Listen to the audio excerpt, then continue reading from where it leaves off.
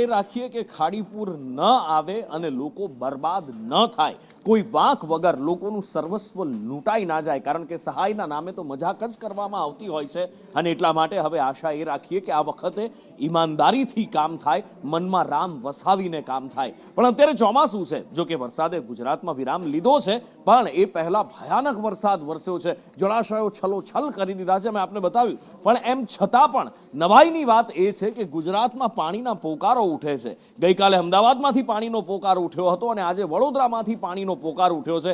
વડોદરાના કારેલી બાગમાં મહિલાઓએ રણચંડી બનવી પડ્યું, કારણ કે રસ્તા પર માટલા ફોડવા પડ્યા, કારણ કે છેલ્લા કેટલાય સમયથી એમના વિસ્તારમાં પાણી નથી આવી રહ્યું અને પાણી માટે, પ્રાથમિક સુવિધા માટે, સૌથી પહેલી જરૂરિયાત માટે જો આંદોલન કરવું પડતું હોય તો આ તંત્રએ ઢાંકણીમાં પાણી લઈને ડૂબી મરવું જોઈએ।